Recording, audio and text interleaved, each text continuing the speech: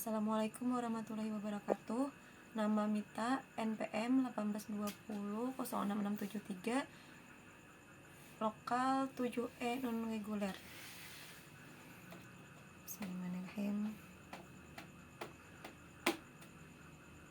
Hari ini akan menjelaskan makalah tentang politik ekonomi kerakyatan.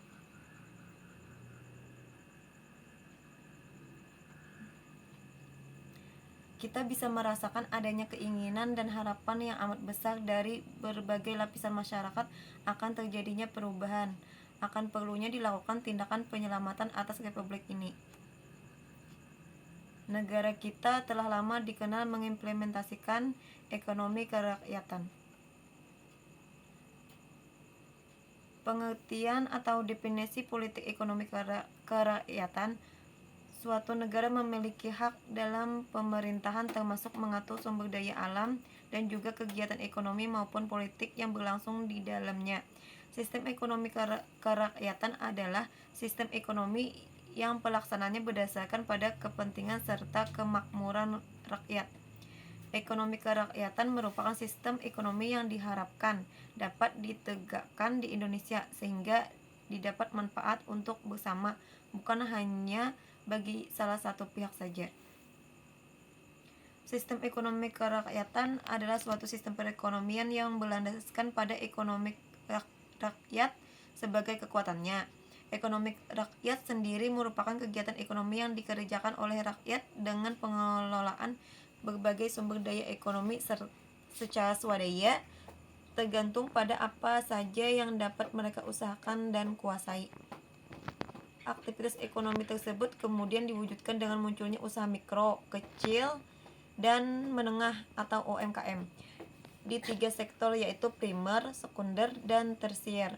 Sektor primer yang digarap UMKM meliputi pertanian, perikanan, dan peternakan.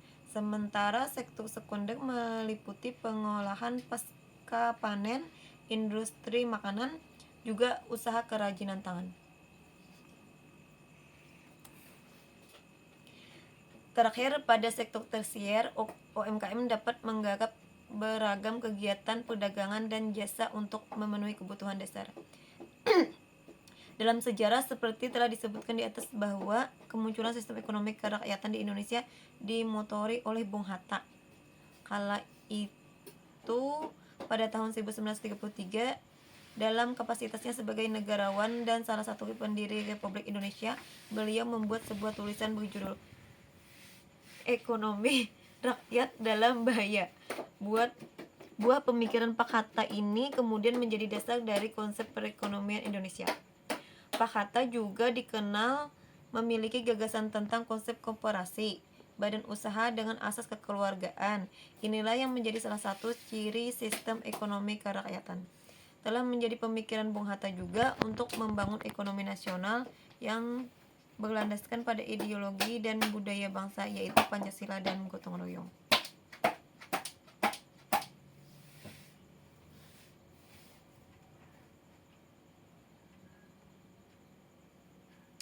Sistem ekonomi kerakyatan sejatinya merupakan sebuah sistem yang bertujuan untuk mewujudkan rakyat yang sejahtera. Sistem ekonomi ini bersifat terbuka, berkelanjutan, dan mandiri.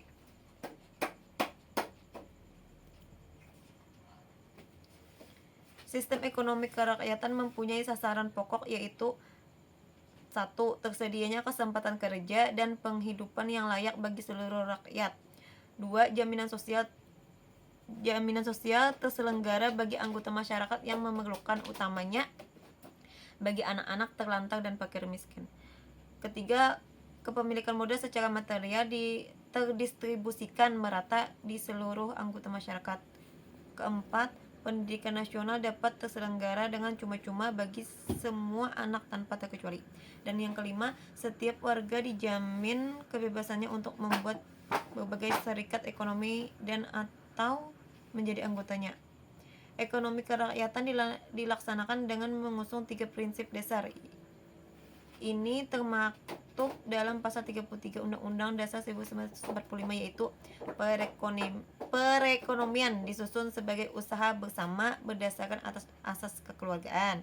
Cabang-cabang produksi yang penting bagi negara dan menguasai hajat hidup orang banyak dikuasai oleh negara. Kekayaan alam yang terkandung di dalamnya dikuasai oleh negara dan dipergunakan sebesar-besarnya untuk kemakmuran rakyat. Ekonomi kerakyatan mempunyai ciri khas. Pertama, mekanisme pasar berkeadilan menjadi tumpuan dengan cara menjalankan persaingan yang sehat. 2. Kualitas hidup, nilai keadilan, kepentingan sosial, dan pertumbuhan ekonomi menjadi perhatian utama. Ketiga, mampu menciptakan proses pembangunan yang berkelanjutan dan berwawasan lingkungan. 4. Memberikan jaminan akan diberikannya kesempatan yang sama bagi masyarakat untuk bekerja dan berusaha. Kelima, hak konsumen dilindungi dan seluruh rakyat diperlakukan secara adil. Tujuan politik ekonomi. Undang-Undang 1945 selain menggariskan tentang prinsip ekonomi kerakyatan pada pasal 33 juga menegaskan peran negara dalam sistem ekonomi tersebut.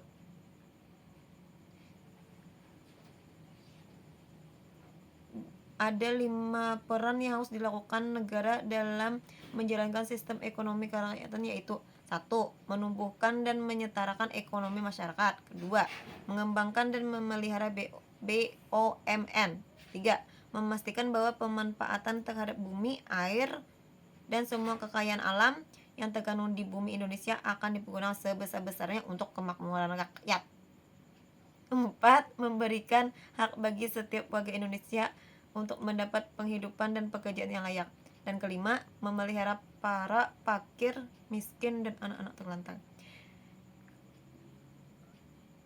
Perekonomian Indonesia selama ini lebih banyak menggunakan metode deduktif dengan mempelajari secara teoritis ekonomi barat dan mencoba menerapkannya di Indonesia tanpa memperhatikan perbedaan sistem nilai dan budaya kedua negara. Padahal ekonomi tersebut tidak sesuai dengan jiwa dan asas ekonomi kekeluargaan yang diamanatkan pasal 33 Undang-Undang 1945 dan Pancasila.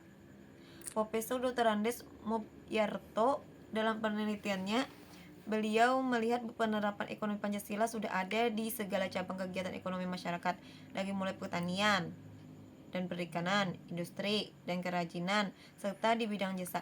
Namun ekonomi rakyat ini sering tidak dianggap dan dikategorikan sebagai ekonomi yang ilegal. Secara ekonomi makro, praktek-praktek kegiatan ekonomi rakyat yang mengacu pada sistem ekonomi Pancasila terasa tersendat.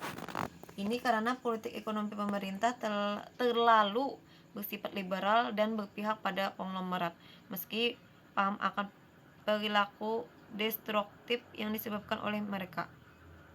Contoh ekonomi kerakyatan antara lain seperti koperasi dan UMKM. Sekian, sampai di situ aja. Saya ucapkan terima kasih.